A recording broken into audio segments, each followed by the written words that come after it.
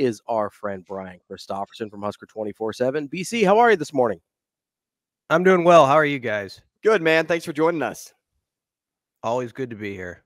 Brian, we were having this discussion about Nebraska basketball right before you got on the air in regards to their NCAA tournament resume.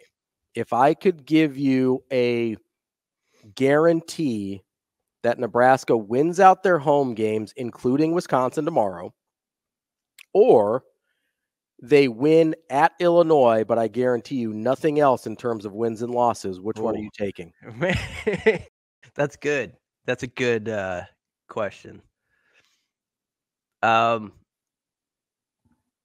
take Illinois and take my chance. Oh, no, I wouldn't. No, I wouldn't. No, I wouldn't. Why not? Do it. Be that guy. That's who I am. I think it's really close. I do think it's really close. You know what? I'm gonna that win. Yep, yep. I'm gonna go with my original answer. Man, that's a good question though. There's no guarantee with it, huh? So anything can happen at home, but I like Nebraska to handle their business at home in the other games. I really do. I think that's a tall thing to say too, because we shouldn't just take it for granted that Nebraska is going to win all but like one of their games at PBA. But nonetheless, I would take the Illinois one. That would count as a quad one win. Mm-hmm. So there would be as much to it. The guarantee part that you don't have is where the question gets tricky. But I've always said I love Nebraska's slate the last 7 games after you get past the Northwestern game, starting with that Michigan one on February 10th, where you play Michigan twice. You play Minnesota at home. You play Rutgers at home. I believe they play Penn State at home. Ohio State and Indiana on the road. Those are the final 7. I truly believe this team, if they play their best ball, can go at least 5-2, 6-1 in that stretch. I believe that. But I've always worried about this stretch in the schedule and basically being 5-8 going into it.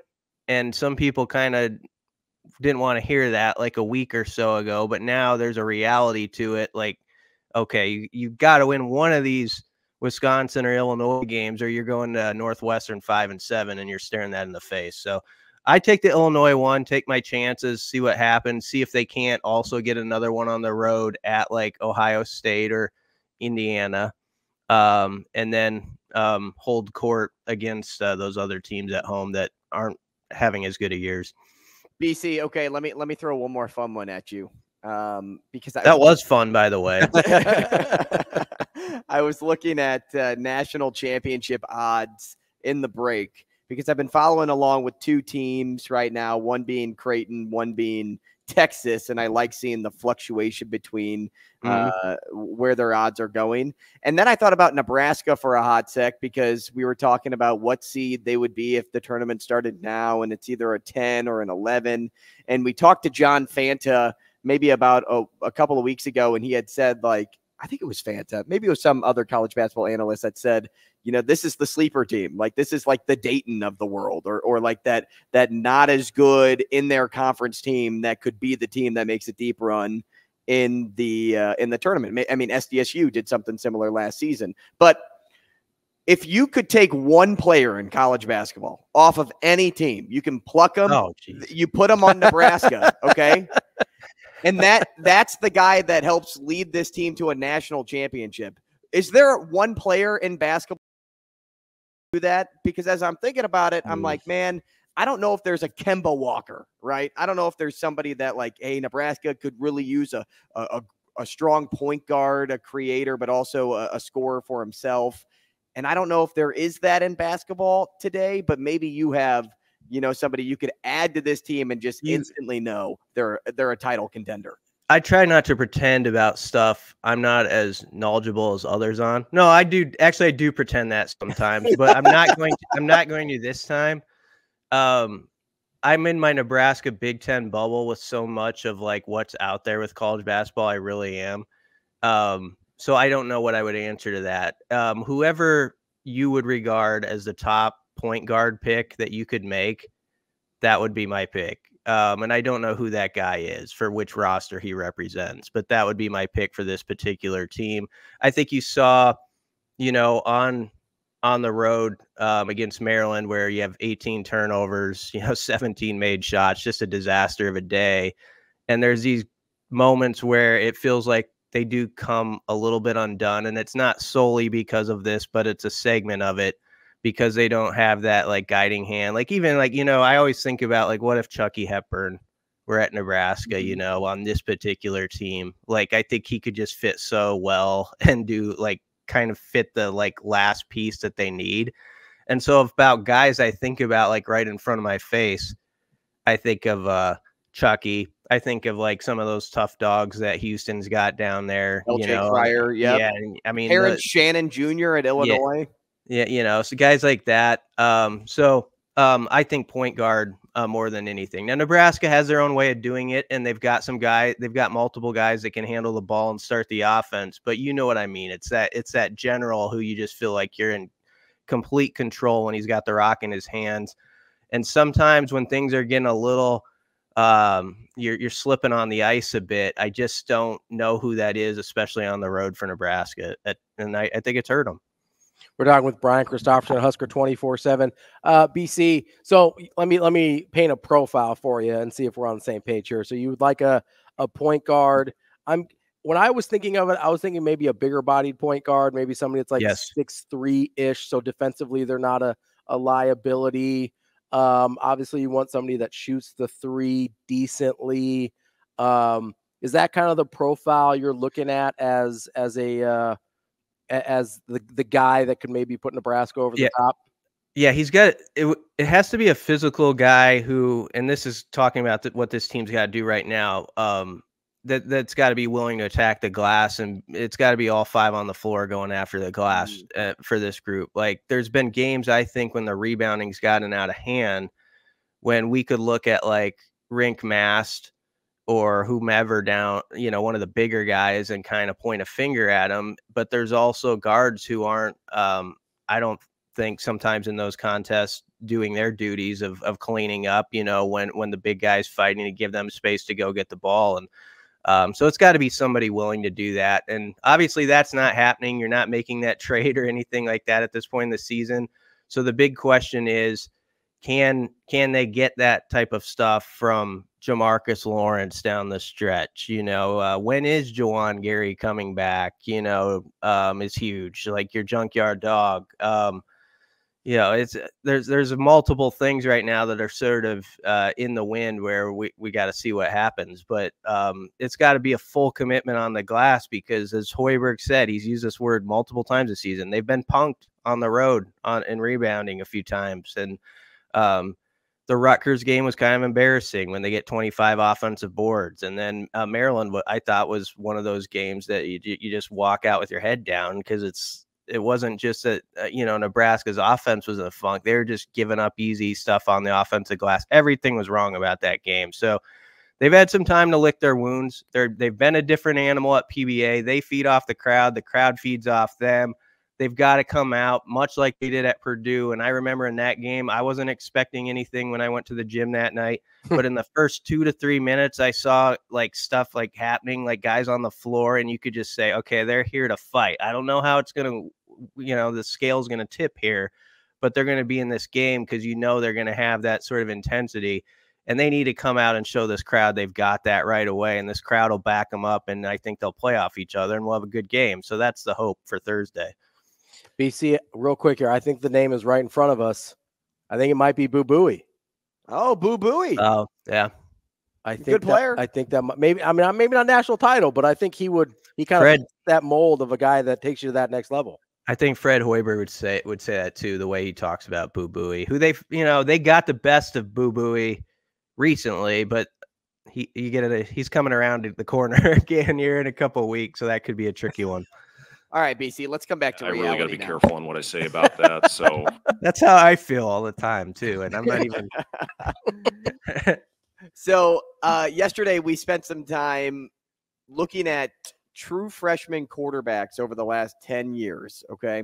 Yeah. And looking at the numbers that they put up. And then we talked a little bit about expectation versus reality. And I'm not going to ask you to to touch on Dylan Raiola here, I want you to touch on Glenn Thomas for a moment for me, because he was on the Husker Radio Network last night.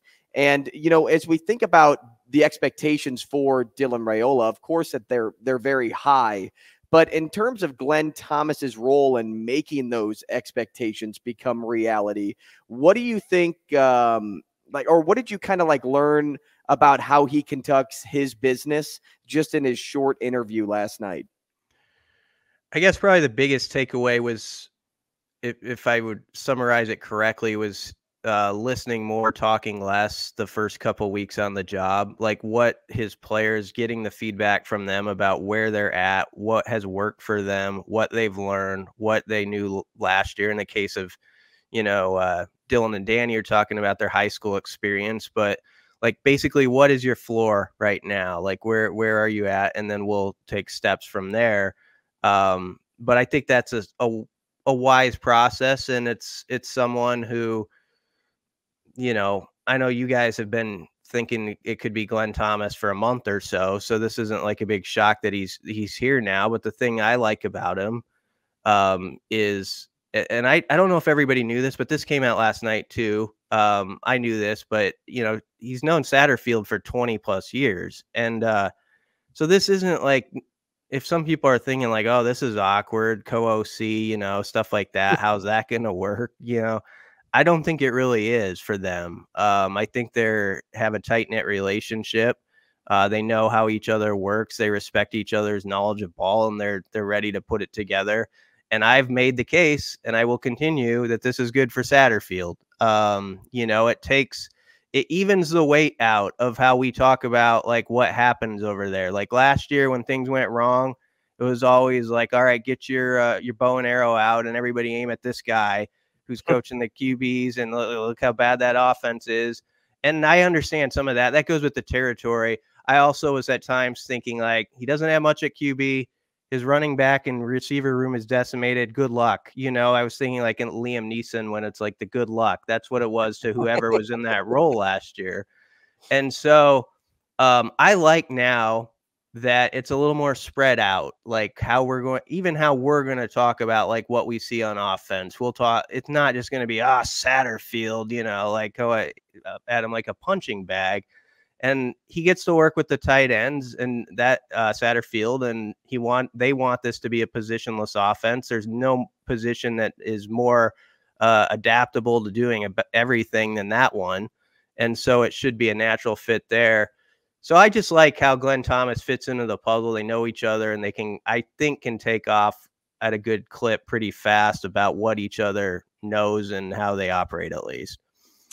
BC, it's kind of funny because, the more I think about this, the more I kind of realize it feels like Marcus Satterfield is sort of in will get absolutely no credit situation here, right? Because we look at the situation that was there last year with the quarterbacks and the offense and everything, and it's one of those things where, he was kind of the scapegoat, even though we know what the quarterback situation was like. Now, obviously, you have an upgrade at the quarterback position with Dylan Raiola. You also have Glenn Thomas coming in. So, yeah, Dylan Raiola is going to get a lot of that credit, but if the offense looks great, Marcus Satterfield's not getting any credit.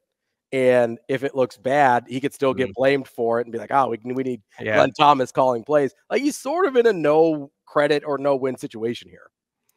There could be a little of that. Now, the nice part for him, though, is he's connected in job title now to the tight ends, which I think is one of the most fun groups on the roster, with like who's coming in and like, maybe if Fedoni takes a step and then you're like, oh, Carter Nelson's out there in game 3 already doing stuff, which I think he might, by the way. I hate to like hype someone up too fast, but that's what we do like to do about this time of year. We like to hype people up really fast. Yeah, let's do it though. You want to hear my numbers for Dylan Raiola this year? Yeah, but Carter Nelson, I was watching him even in those all-star games. People are like, oh, I don't know how he's going to do against these 4 stars, covering them and all this stuff. It's from what I was told, he was getting open as he wanted to get open down at the Polynesian Bowl even prior to the game. So I think he's got a lot of skills to work with. But I think for Satterfield, he's got not just Carter, but Fedoni, Keelan Smith is a hybrid tight end. He's got these interesting pieces where that could help to your question, Ravi, where maybe a couple of those guys really take off and we get a little distracted by that. And if they're doing well on offense, you're right. It might go to more the other guy, the credit, but it's better than probably it was last year when you're just getting hit with the hammer every week about how things went. BC, Glenn Thomas, going back to how he views the two true freshmen in the room, we can even pull Heinrich Haarberg into this mix. He likes the intangibles of the quarterbacks, how those things will stand out early to him when he sees them in action. What do you think each guy's top intangible is that will help the engine go in their early development stages for the true freshmen, and then what you've seen out of Heinrich Haarberg last season? Okay. Intangible. Well, with Danny Kaelin, I could start really fast. I think it's there's a connectivity that matters off the field that I think can translate to what he's throwing with his receivers. Just like he's just beloved by people once they get to know him, and he's a guy that people want to work hard with. And you saw it with how he was as a peer recruiter. And I really think that's a trait that can translate where guys are like, I know how much he cares. I'm going to care as much as he does and work with this guy to get him better and myself better. I think that's a big trait of Danny Kaelin that could help him. I think Dylan might have that. I don't know as much about him because he wasn't as local. And that sounds weird to say because of how high profile he was, but I'm interested in like Dylan in the interview setting here and getting to know him more in that sort of way. With Dylan, I think there's just an expectation that what helps him probably is knowing how to work and like what it takes as far as to be at the top level. Like not just because his dad played in the NFL, but when he first came up here for Friday Night Lights as a 15-year-old, his quarterback's coach at the time down in Texas was John Kitna, who played, or his head coach, who played, in the NFL. And he's just been around guys like Matthew Stafford and other, people that know the game.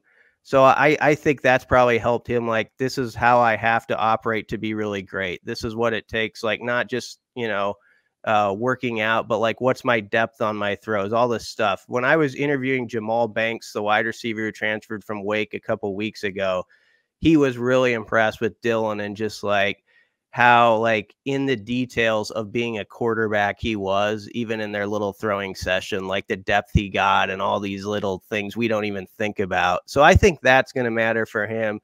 And then Haarberg, I guess you just say, nobody's going to, I really believe this about Heinrich.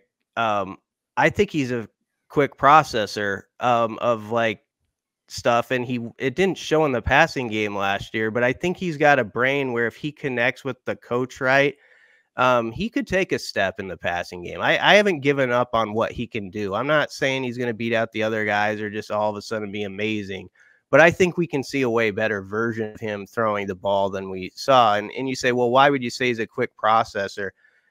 I'd say that because nobody actually that I've covered has impressed me more like right after the game and how they can speak about what just happened in sort of an even manner and stuff than Heinrich Haarberg last season. And I actually thought about that after one of the rough games he had, but he just had an ability, like if you actually think about how hard that is to go in there and say more than like 7 words or just spout out some cliche. And he would have thoughtful comments actually in the post game about stuff. And I just thought, this guy's sharp. Like he's got it up there. It's just, he's got to find that right coach who like gets him to another level with some of the intricacies of being a quarterback. But I think he's got material where it can work. And so that's what I'd say about him. I think he has the ability to show a much quicker blinker than we saw a season ago. BC, a few minutes left here with you. I wanted to ask you about the roster update that got released yesterday. Any surprises there? I know it was a lot of walk-ons that were kind of maybe no longer listed on the roster, maybe some guys that were on a different side of the ball than that we had seen them on previously. Anything there that stuck out to you that's worth noting?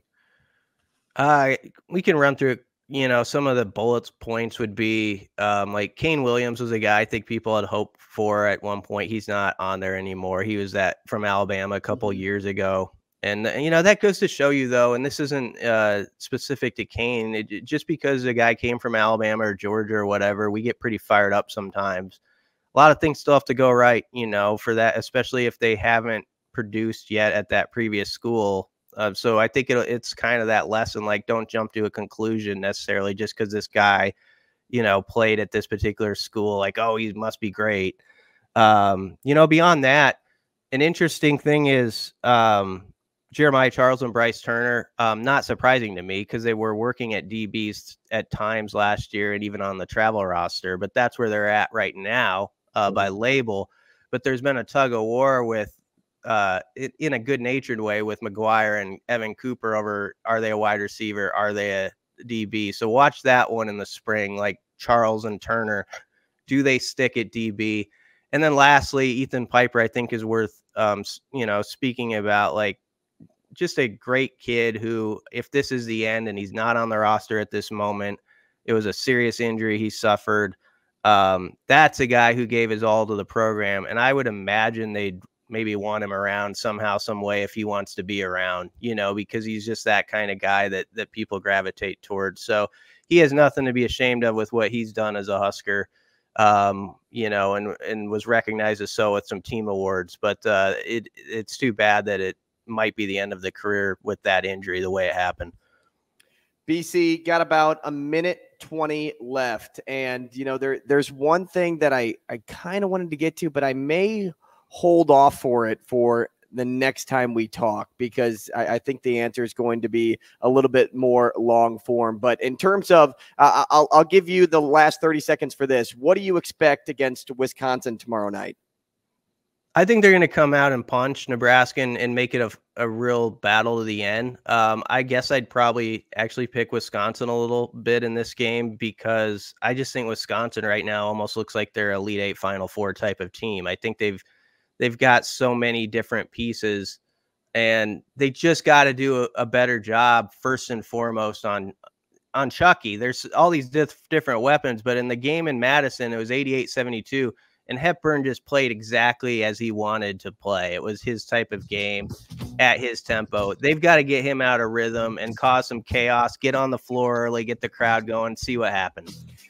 They were my dark horse, man. That's I don't know if Ravi remembers, dangerous. But we had Mike Sauter on before the season started, and I said Wisconsin's going to be a dark horse. And Mike That's Sauter a good pick. looked very funny. They've got like 2 or 3 guys that have come on since the season began that are just like way better than you thought they would be too. So they're a dangerous team. That's BC, Brian Christopherson, Husker 24/7. BC, we appreciate it as always. We'll talk to you next week. Yeah, thanks, guys. See you, man. Coming up next, Anna Bellinghausen from Hurrdat Sports here on Hurrdat Sports Radio.